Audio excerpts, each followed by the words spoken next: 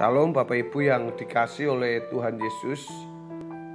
Kita akan berbicara tentang merasakan secara nyata, di mana Rasul Paulus menulis dalam 2 Korintus pasal yang ke-5, ayat yang ke-9 dan ayat yang ke-10.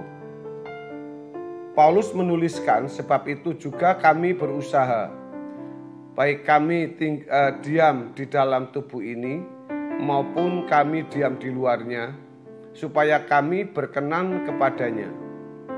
Sebab kita semua harus menghadap tahta pengadilan Kristus, supaya setiap orang memperoleh apa yang patut diterimanya sesuai dengan yang dilakukannya dalam hidupnya ini, baik ataupun jahat.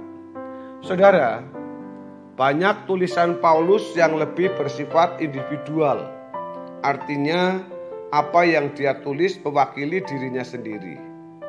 Tetapi di dalam 2 ayat tersebut, Paulus bukan hanya mewakili dirinya sendiri saja, melainkan juga mewakili orang-orang tertentu yang bisa dipastikan merupakan orang-orang yang dikenal baik oleh Paulus, yaitu tentu saja para sahabat-sahabat atau rekan-rekan seperjuangannya.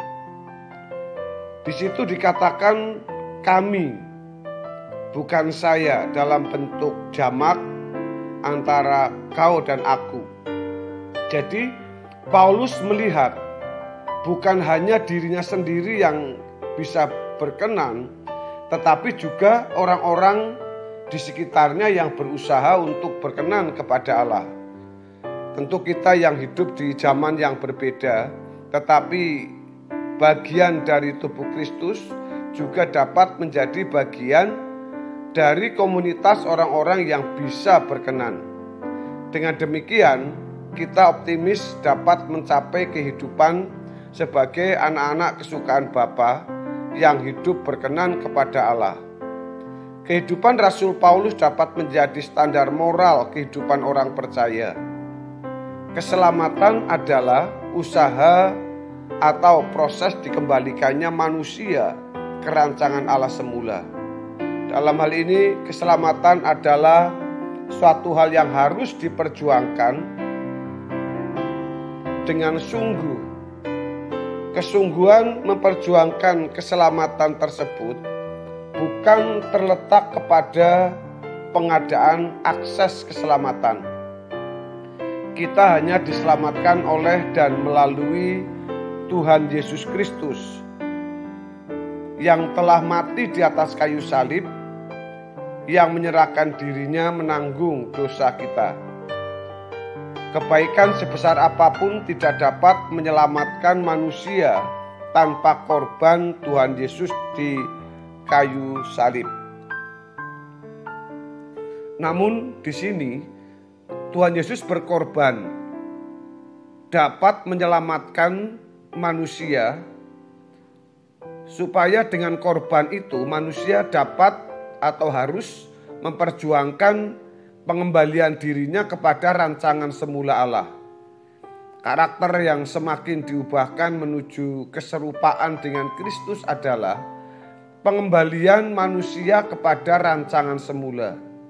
Sebab sosok Yesus adalah sosok dengan karakter ideal yang diingini oleh Allah untuk manusia kenakan sejak di Taman Eden. Namun karena manusia gagal memilih yang benar, karakter manusia yang ideal seperti Yesus belum pernah terwujud sampai pada hadirnya Tuhan di muka bumi sebagai manusia untuk memberi teladan dan menebus dosa manusia.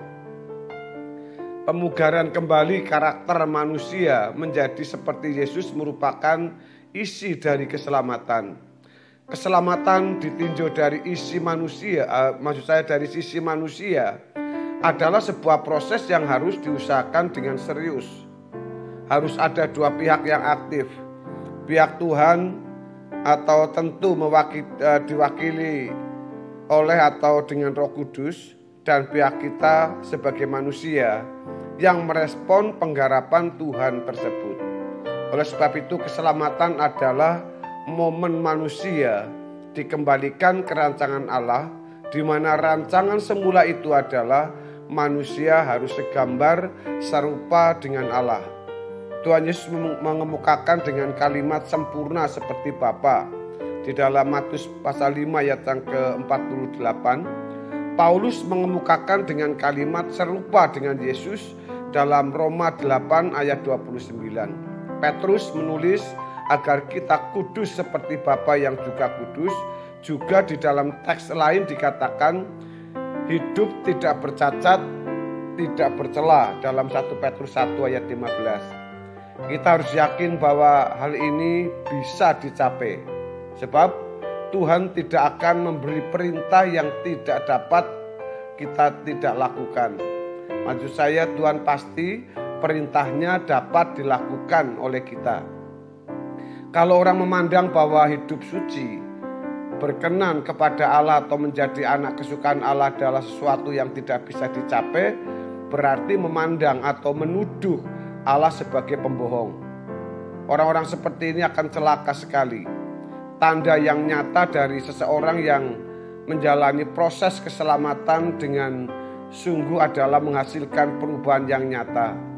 Seseorang yang menempuh proses keselamatan pasti mengikuti jejak hidup Tuhan selama ia hidup di muka bumi ini yang tertuang dalam Injil.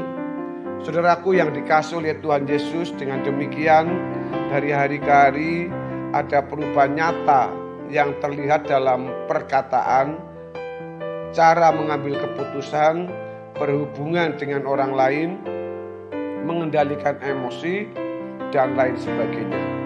Seseorang yang mengikuti jejak Tuhan dengan sungguh pasti akan memberi perubahan nyata pada hal-hal yang terlihat sampai yang tidak terlihat dalam hatinya. Tidak ada seorang pun yang dapat mengetahui apakah seseorang sungguh-sungguh mengikuti jejak Tuhan Yesus. Hanya Tuhan dan orang itu sendiri yang dapat mengetahui apakah ia menaruh kesungguhan mengikut jejak Tuhan. Saudaraku, kita bersyukur dalam hal ini, namun tidak dapat dibantah. Perlahan-lahan perubahan hidup ini dapat dicium atau diendus oleh setiap orang yang bersentuhan dengannya. Meskipun dapat dimanipulasi, namun mungkin selamanya seseorang dapat berpura-pura berubah. Kesungguhan setiap orang dapat dirasakan seiring dengan berjalannya waktu. Lebih dari itu, jika seseorang sungguh mengikuti jejak Tuhan dan berurusan dengannya secara pribadi, tentu ia dapat merasakan Tuhan secara nyata. Ia dapat mengetahui bagaimana penilaian Tuhan terhadap dirinya. Dengan kata lain, ia dapat memastikan keselamatannya secara pribadi. Keselamatan pada akhirnya bukan hanya diyakini, melainkan dialami oleh setiap kita yang sungguh-sungguh mempertaruhkan hidupnya, yang mempercayai kehadirannya di dalam setiap kehidupan kita. Semua ini dapat terjadi ketika kita sungguh mengarahkan kehendak kita untuk mengikut jejak Tuhan. Bapak Ibu Saudara yang dikasihi oleh Tuhan Yesus, memang untuk mengikut jejak Tuhan perlu harga yang dibayar, perlu pengorbanan yang harus diserahkan, perlu komitmen yang kuat, tekad yang dalam untuk kita dapat merasakan secara nyata bahwa kehidupan kita sungguh-sungguh bisa menjadi orang yang berkenan kepada Tuhan. Kalau Paulus bisa, hal seperti itu bisa terjadi kepada dia, kita pun akan bisa. Kita akan menjadi orang-orang yang berkenan, yang layak untuk dipanggil anak kesayangan Bapa. Terima kasih, kiranya kebenaran firman Tuhan pada hari ini memberkati kita semua. Haleluya. Amin.